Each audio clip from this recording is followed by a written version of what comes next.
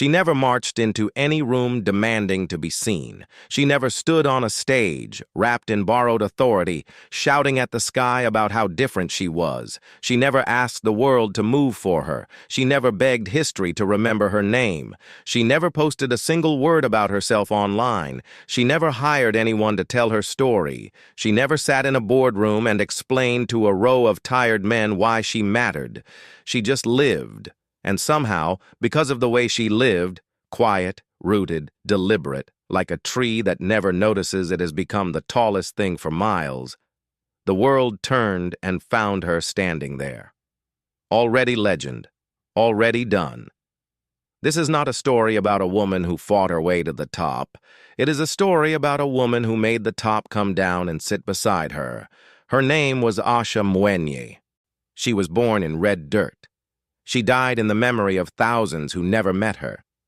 And in between those two facts, that dirt and that memory, she built something that has no name in any language that celebrates loudness.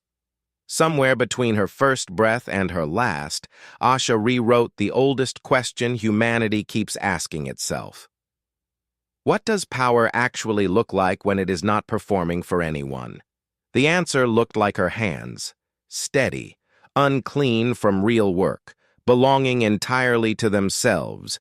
You are about to read 3 parts of one life. None of it will feel like a legend while it is happening.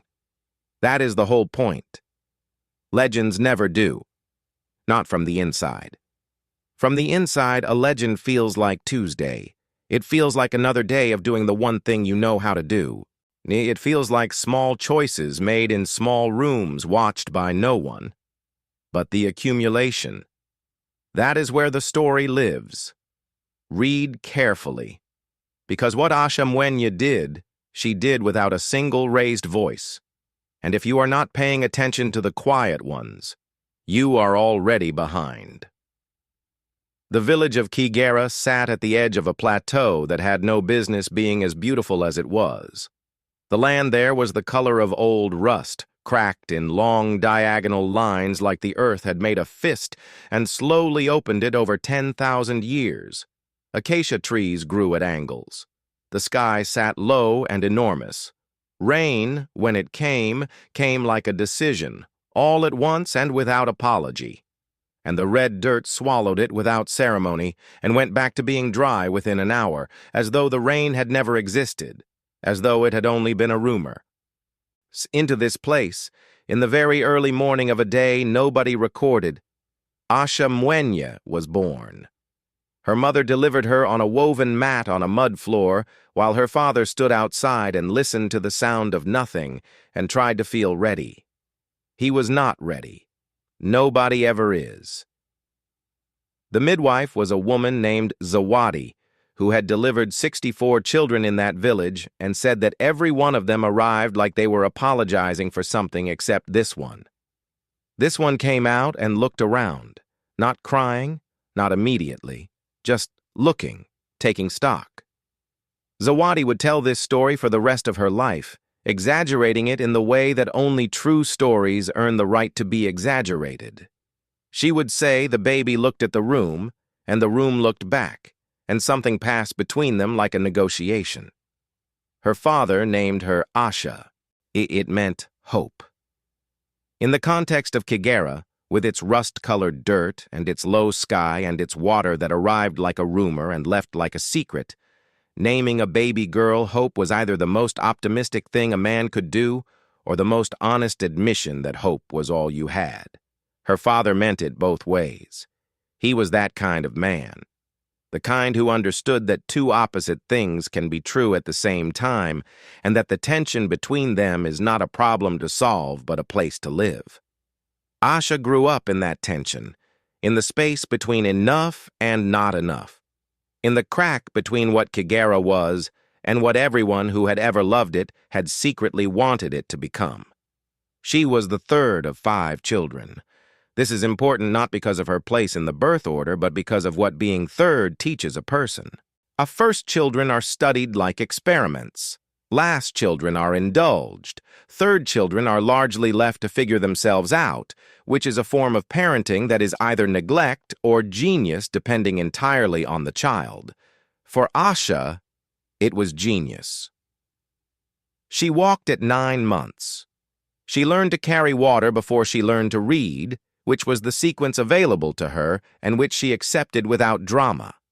She had her mother's hands, wide across the palm, built for grip, and her father's eyes, which were the particular shade of brown that looks almost amber in afternoon light.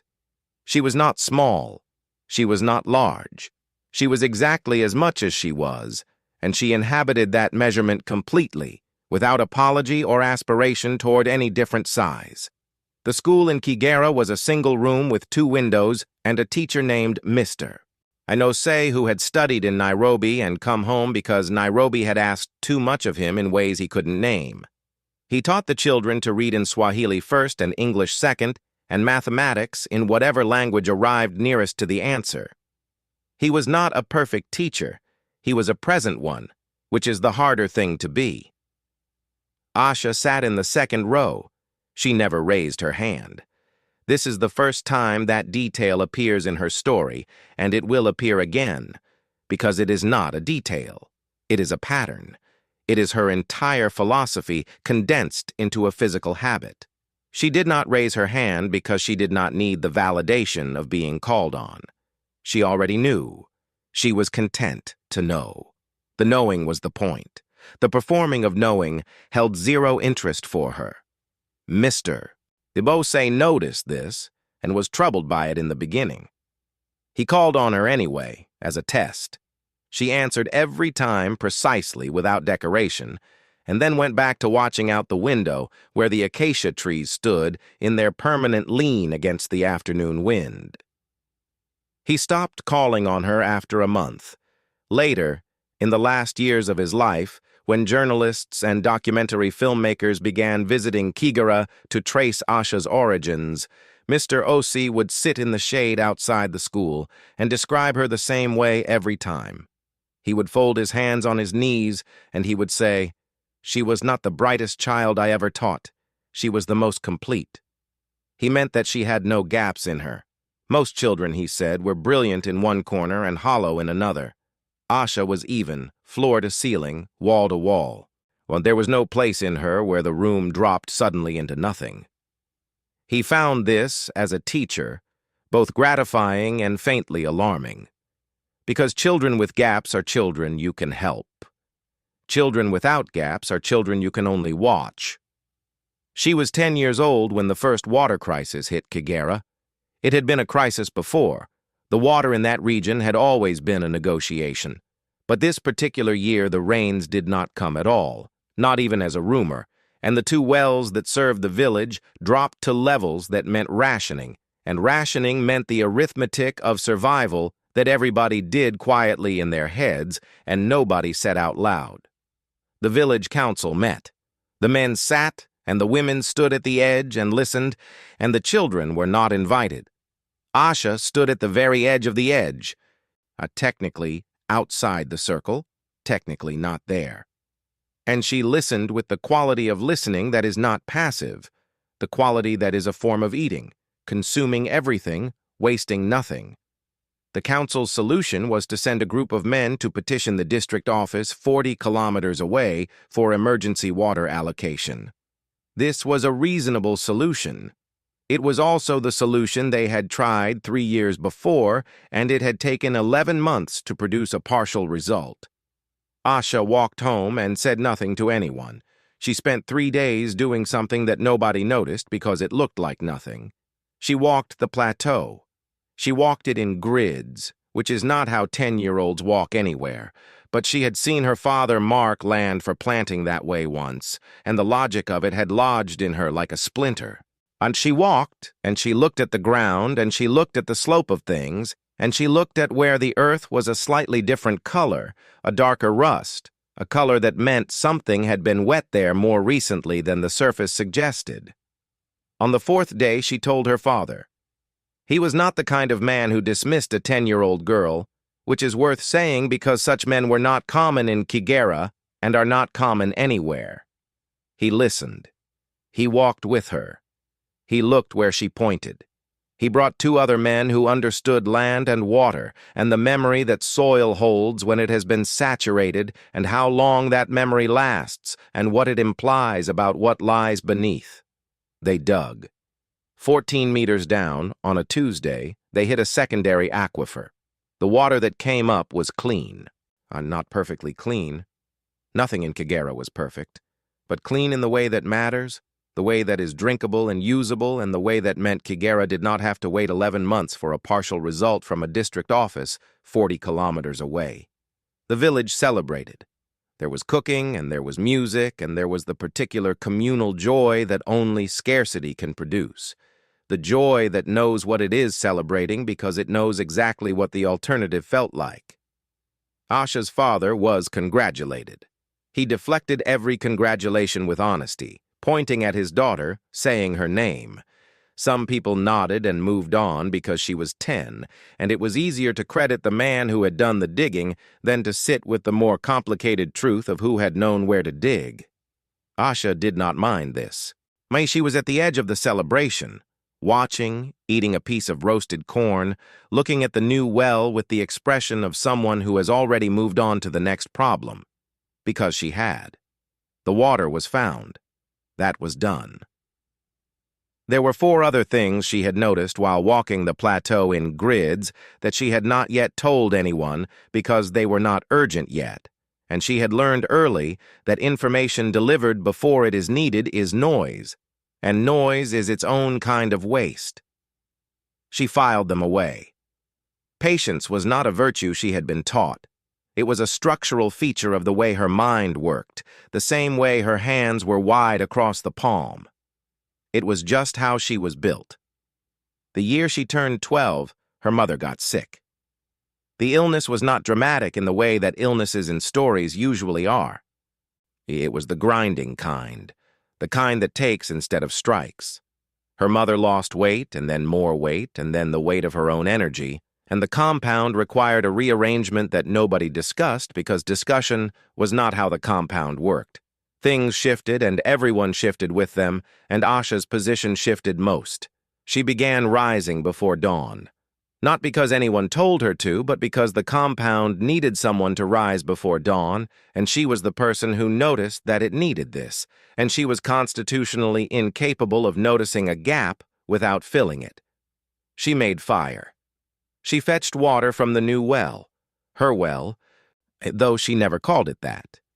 And she prepared the morning things, and she walked her younger siblings to school, and then she went to school herself, and she sat in the second row, and she did not raise her hand, and she knew everything Mr. Osei was teaching, and she looked out at the acacia trees in their lean. She did not stop learning because she was also working. This seems obvious when stated, but it is not obvious.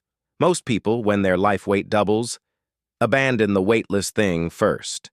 The studying, the reading, the thing with no immediate practical return. Asha did not operate this way.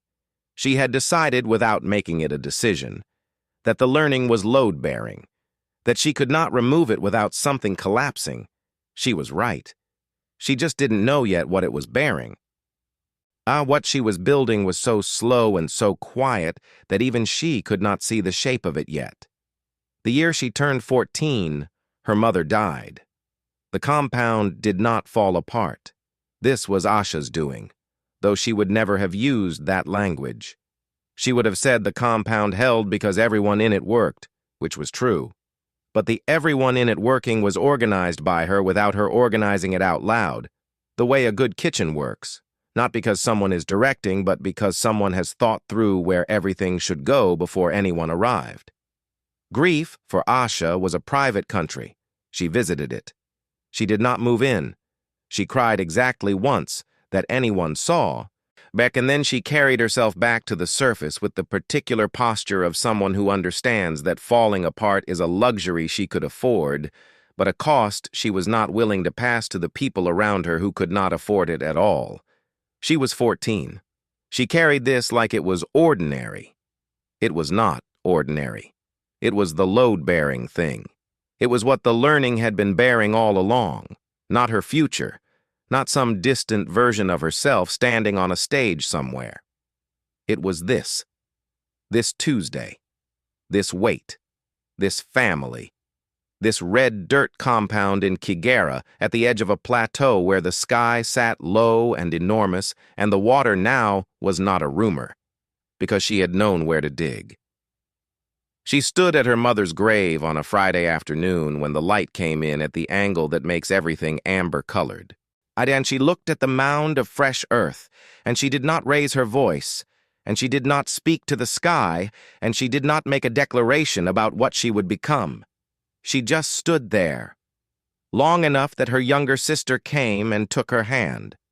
And then the two of them walked home, and Asha made dinner, and the compound held.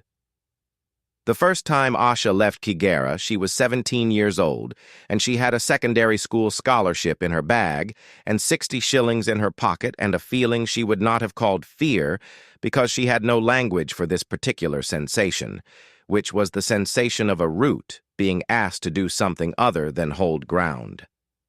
The scholarship had come through Mr. Osei, who had not forgotten her. And he had written a letter on her behalf to a school in Mombasa that offered placements to students from rural areas, and the letter had been, by all accounts who later saw copies of it, an extraordinary piece of advocacy, detailed, precise, and completely lacking the sentimental padding that most recommendation letters drown in. Mr. Osei had written about Asha the way a surveyor writes about topography. Here is what is here. This is what it can do. Make of it what you will. The school had made of it exactly what was needed. She took a matatu to Nairobi and then a bus to Mombasa. The journey was 11 hours, and she spent 8 of them looking out the window and 3 of them listening to the conversations around her with the quality of listening that she had been practicing since she was 10 years old at the edge of the village council. Thus she arrived in Mombasa at night. The city was salt and engine exhaust and the enormous low sound of the ocean, which she had never heard before, which was a sound so large it reorganized her briefly, rearranged the furniture inside her chest. She stood on the street outside the bus terminal for 4 minutes and let the city be what it was. Then she found the school. St. Catherine's Academy for Girls was a compound of whitewashed buildings behind a blue metal gate. It was not luxurious. It was functional in the particular way of institutions that have existed long enough to stop worrying about impressions and focus entirely on output. There were 280 girls. There were teachers from 4 different countries. There was a library with 3,000 books, which was the largest number of books Asha had ever been in the same building with. She stood in the doorway of it on her first day and felt something she would have called gratitude if she had been given to naming what she felt. She was not given to naming what she felt. She let it move through her and did its work and moved on. The social architecture of the school was, like all schools, a self-constructed hierarchy built on the usual foundations: family money, physical confidence, social fluency, the ability to make a room feel like it belonged to you. Asha had none of these credentials and did not attempt to acquire them. She was not cold. She was not remote. She was simply uninterested in the hierarchy for its own sake, which confused girls who had spent years learning its rules. Her roommate was a girl named Priya, who was from Nairobi, who was loud in the way that people are loud when they are genuinely interested in everything and have not yet learned that interest is supposed to be managed in public. Priya found Asha baffling and fascinating in equal measure and said so directly on their second day together, sitting on the lower bunk while Asha organized her belongings on the shelf with the systematic efficiency of someone who has thought about where everything should go before unpacking. Priya said, "You don't talk much, do you?" Asha said, "I talk when I have something to say." Priya considered this.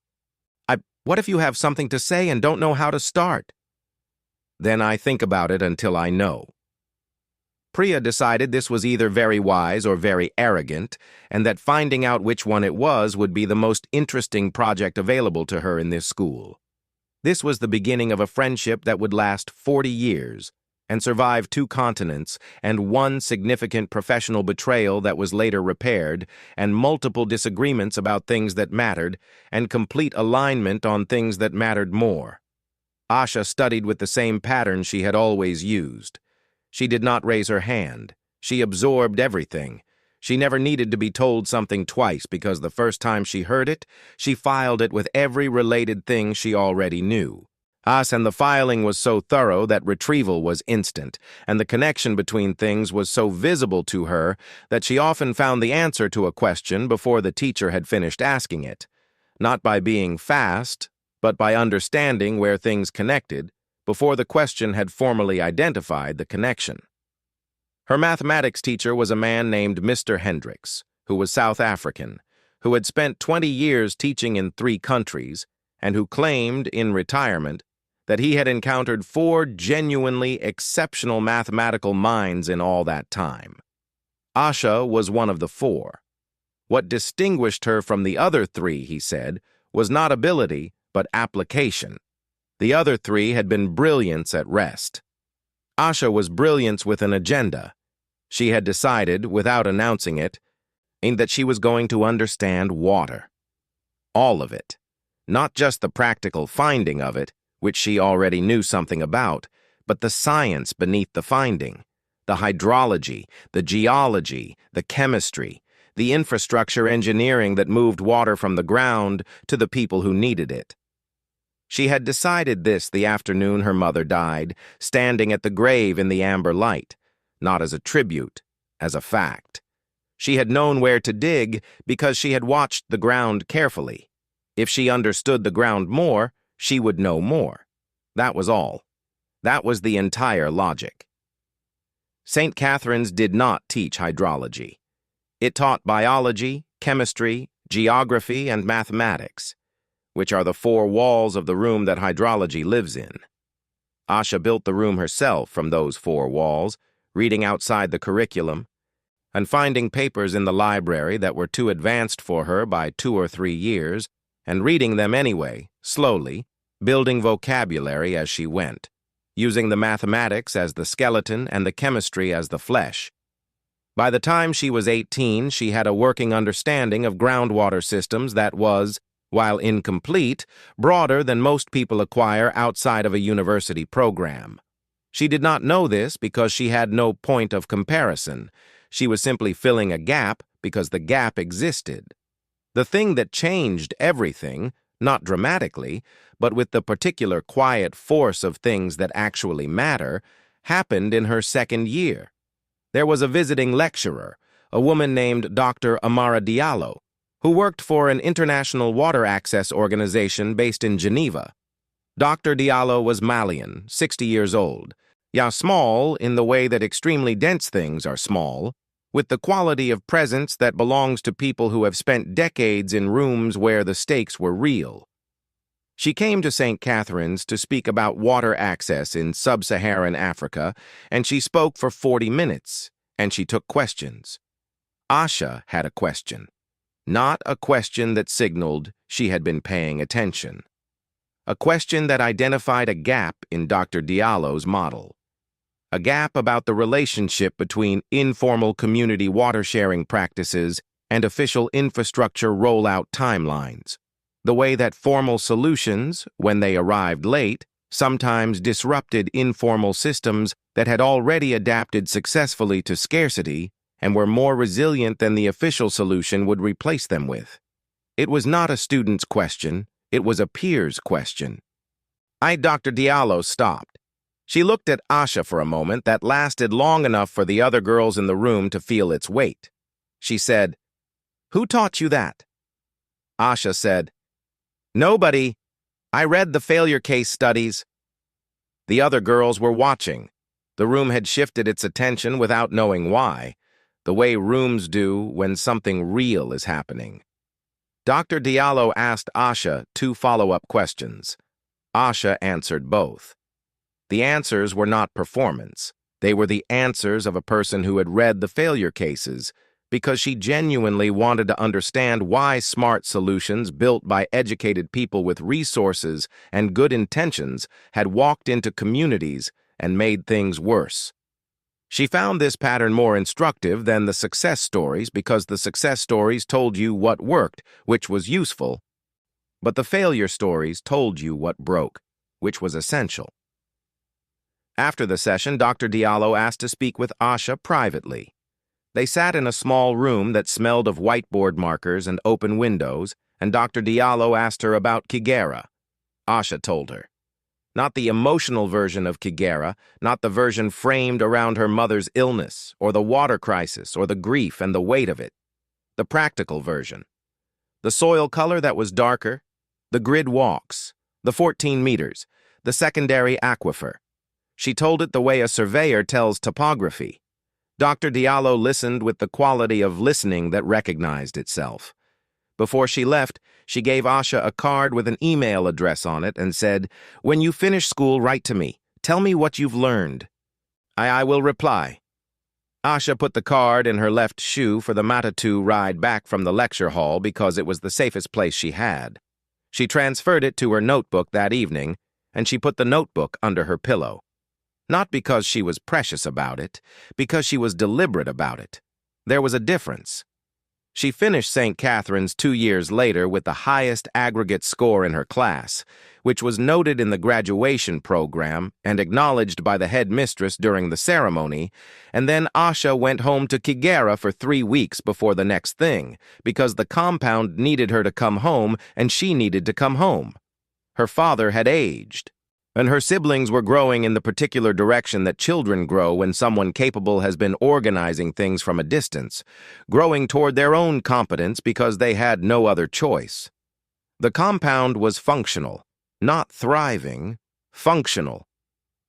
Asha moved through it for 3 weeks, doing the recalibrating that only physical presence can do, the adjustments that can't be made by letter or phone, the ones that require hands and eyes, and the ability to stand in a space and feel where the weight has shifted.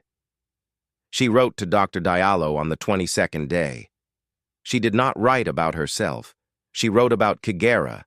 She wrote about a problem she had identified in the secondary aquifer's seasonal output variation and a hypothesis she had about what was causing it and what, if she was right, could be done about it. She wrote 4 paragraphs, clean, direct, no decoration. Dr. Diallo replied in 6 days.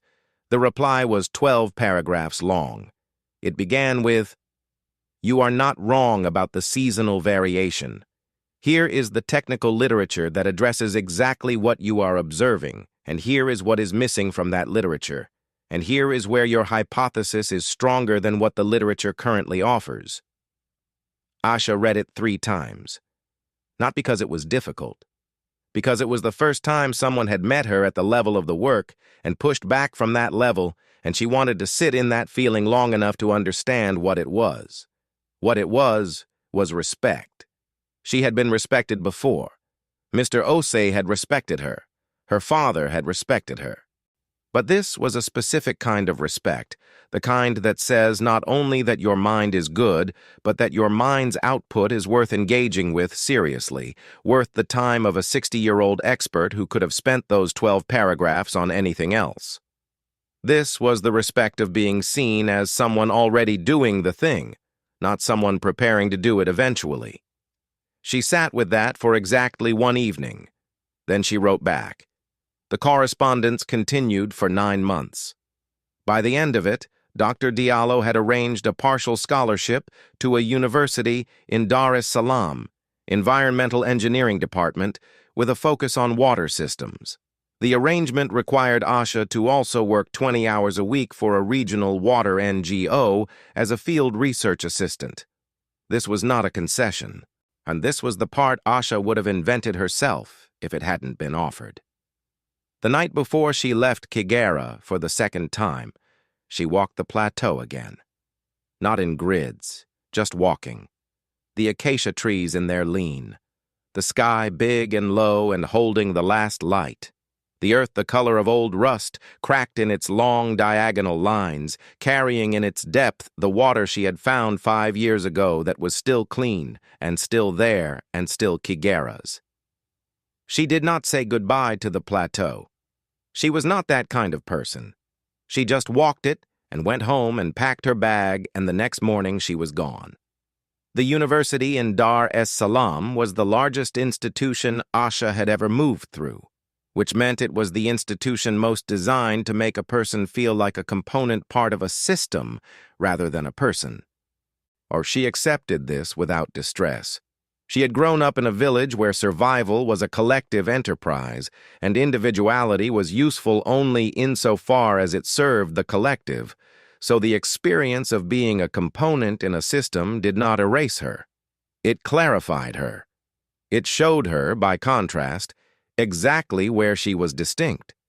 She was distinct in patience, in the accumulated habit of watching more than speaking, in the specific knowledge that her body had built from red dirt and seasonal water crises and the memory that soil holds when it has been saturated.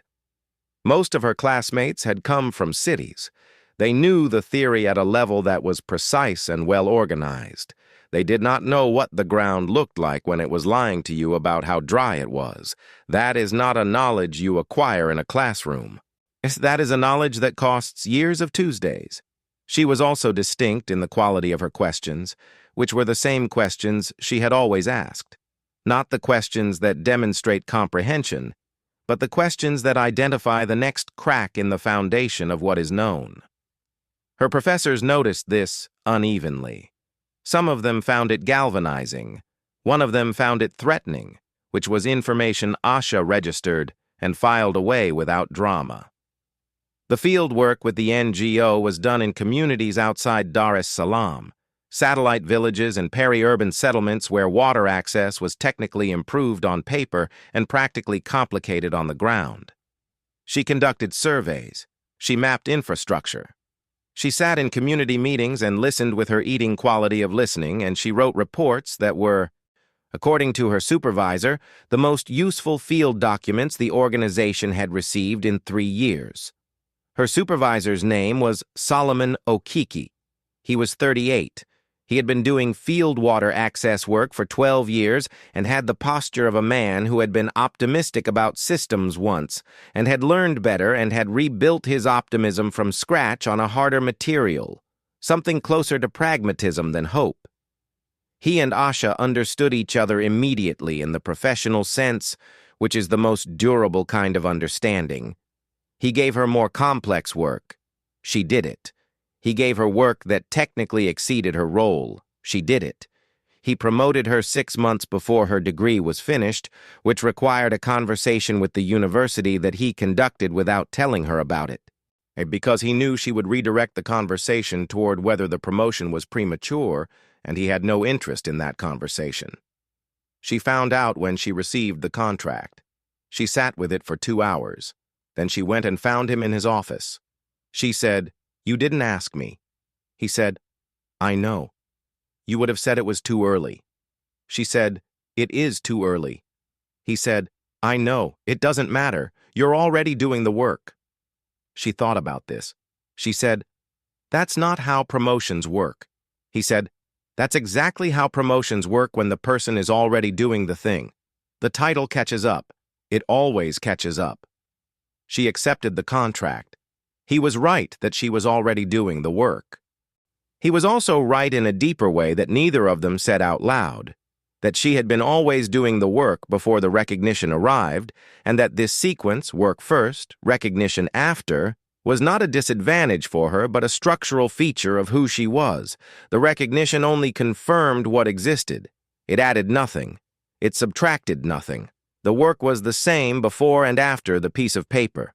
She finished her degree and her thesis, a study of community-managed groundwater systems in 3 districts of Tanzania with a specific focus on what made informal management structures more sustainable than formally imposed ones, was published in a regional environmental journal. It was the first published academic work to come out of her supervisor's NGO, and he framed it and put it on the wall of the office next to a photograph of the first well the organization had ever drilled, which had run dry after 7 years because nobody had done the kind of community integration study that Asha's thesis had now made standard practice for the organization. The thesis was read by 300 people that year. It was the kind of number that is easy to dismiss if you are measuring success in viral units. It is the kind of number that is impossible to dismiss if you understand how knowledge actually moves through professional communities, not explosively like fire, but slowly like water, seeping into the foundations of things and changing the load-bearing capacity of everything it touches. Doctor. And Diallo read it and sent one sentence. This is the work. Asha was 24. The years between 24 and 30 were years of accumulation. She moved between 3 countries, Tanzania, Uganda, and eventually Ethiopia, following the work, which was always fundamentally the same work dressed in different regional conditions. She dug, not always literally, but always in the same spirit, into the gap between what was on the surface and what the surface was not telling you. She designed community consultation frameworks that were adopted by 2 regional water NGOs. She trained field teams in observation methods that she had originally developed while walking the Kagera Plateau in grids at age 10, now formalized into something teachable. She was not famous. She had no social media presence. She gave no keynote speeches. When her work was cited, which it increasingly was, the citations were in the dry language of professional papers and development sector reports, which are the least glamorous places for a legacy to live and the most durable. Nobody reads a viral post 10 years after it was written. People still read papers that solved real problems. The professional betrayal, when it came from inside an organization she had trusted. She had been leading a project in southern Ethiopia, a groundwater mapping initiative covering 11 communities, 3 years of field data, 2 seasons of drilling results, the most comprehensive hydrogeological survey of that sub-region that had ever been done. The data was extraordinary. It identified 4 major aquifer systems that nobody had formally documented, including one of sufficient volume and accessibility to meaningfully change water security for approximately 40,000 people. An organization in Addis Ababa, a larger, better-funded organization with more connections to international donors, presented this work at a water security conference in Nairobi, under their name, with 1 citation to a regional field survey and no mention of Asha or her team or the 3 years or the 11 communities or the names of the people who had given their time and knowledge to make the data real. Priya, who was by this point working in public health policy in Nairobi, attended the conference. She sent Asha a message that was 11 words long, and 3 of those words cannot be printed in professional contexts. The remaining 8 were, "They used your work. What do you need me to do?" What Asha needed Priya to do was document. Priya did this with the methodical ferocity of someone who has been waiting 20 years for the moment her particular skill set is the one that is needed. She compiled dates, original reports, field notes, correspondence, the conference presentation, the dates of the conference presentation, a timeline so airtight it had no seams. Asha sent a letter. Not a social media post, not a press statement. A letter written in the formal register of professional correspondence, addressed to the director of the organization, and copied to every relevant professional body and donor she could identify. The letter did not contain a single sentence of anger. It contained only facts, arranged in chronological order, with supporting documentation cited by number in the margin. It was 4 pages long. It read the way a geological survey reads, "Here is the land. This is what is under it. These are the measurements. Here is what they mean." The organization issued a correction within 3 weeks. They issued a full public acknowledgement within 6. They restructured their citation and attribution practices. They wrote to Asha directly, twice, with what amounted to an organizational apology. She accepted it. She moved on. This was not forgiveness in the sentimental sense. It was the closing of an account. The work had been restored to the record. That was the point. Her name being there was not the point. That was how it looked from outside. From inside, the point was that 40,000 people's water security was attached to correctly documented science. And incorrectly documented science is science that gets applied wrong, and science applied wrong to water means people die. The attribution was not ego, it was technical accuracy. It mattered for the same reason the soil color mattered when she was 10, because getting it right was the difference between finding water and walking away dry. By 35, Asha's consultation framework for community-managed water systems had been adopted in 9 countries. She did not count them. She was told by Solomon, who had followed her career from Dar es Salaam with the quiet pride of a man who knows he put the right piece in the right place. She returned to Kaigara for a month that year. The village had changed in the way that villages change when one generation grows up and the next one grows up behind them, not dramatically but cumulatively. The accumulation of small improvements that individual moments don't reveal, but comparison does. There was a second well now, built by the district office 12 years after the original request, which Kigera had no longer needed by the time it was approved, but which served a newer part of the village that had grown since the first one was dug. There was a small health post. The school had a second room. Mr. Osei was retired. She visited him. He sat in the shade and folded his hands on his knees and looked at her the way he always had, like a surveyor reading topography he has mapped before. He said, "I heard what they did to you in Addis." She said, "It's resolved." He said, "You wrote a letter." She said, "There was nothing else to write." He was quiet for a moment. "So you never shouted?" she said. "No," he said. "I knew you wouldn't." She sat with him in the shade for an hour, and they talked about the acacia trees, which had grown, and the school, which needed a mathematics textbook updated, and the water table in the plateau's eastern section, which she had been monitoring remotely through a partnership with a university in Nairobi, and which showed patterns she had hypotheses about. She told him the hypotheses. He listened. He understood perhaps 40% of it technically, but 100% of it in spirit. When she left, he walked her to the road. He said, "Will you come back?" She said, "I always come back." She was not being sentimental. She meant it architecturally. She came back because Kigera was load-bearing. It was the thing her work was built on top of, not as a symbol but as a literal material, the memory of red dirt and low sky and soil that could lie about how dry it was if you didn't know how to read its color. She needed it to stay real. She needed the weight of it. She did not do this work from a distance because distance made it abstract, and abstract water did not save abstract people. Concrete water saved concrete people, and Kigera was the most concrete place she knew. The last decade of her working life was not a culmination. It was a continuation, which is more accurate and more honest and less satisfying as a story structure and precisely the right shape for a life like hers. She trained people. She built systems. She made the kind of quiet, foundational contributions to institutional knowledge that do not produce photographs of a person standing in front of a thing with their arms around the thing, but do produce functioning infrastructure that will still be producing clean water for communities in 2040 and 2050 and beyond.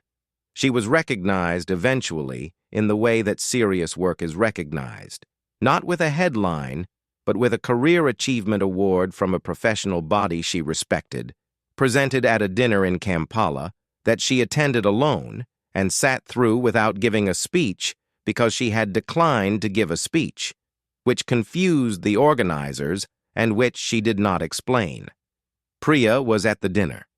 She had by this point known Asha for 30 years. She sat beside her during the award presentation and watched Asha receive the award and sit back down with the same expression she had when filing documents. Priya leaned over and said, "You could at least look pleased." Asha said, "I am pleased." "You look like you're thinking about hydrology." "I am thinking about hydrology." Priya laughed. The table looked at them. The dinner continued. After, outside in the warm Kampala night that smelled of rain coming, Priya said, "Do you know what you've done?" Asha said, "I know what the work has done." Priya said, "Same thing." Asha considered this. She did not agree or disagree. She looked at the sky, which was the cloud-heavy amber of a night before rain, and she thought about the water moving below the surface of things, through channels nobody had dug, following the paths the earth had made for it over centuries, finding its way not because anything had forced it, but because it had the particular intelligence of things that know their nature completely and follow it without deviation. She thought about this for a moment. Then she said, "Let's get dinner somewhere that isn't an awards ceremony." Priya said, "Finally." And they walked into the city, two women who had known each other for 30 years. One of them famous in the narrow corridors of the people who mattered, neither of them interested in the corridors that didn't, the rain arriving behind them as they walked. All at once, without apology, the way rain does when it has finally made its decision. Asha Mwenya never raised her voice. The work raised it for her, and the work, the water, the 40,000 people, the 9 countries, the corrected record, the load-bearing knowledge passed down into the hands of the people she trained, who would pass it further, who would find the next aquifer in the next red dirt landscape, because someone had once taught them how to read the color of the ground. The work was still speaking, long after the dinner, long after the award, long after she was gone.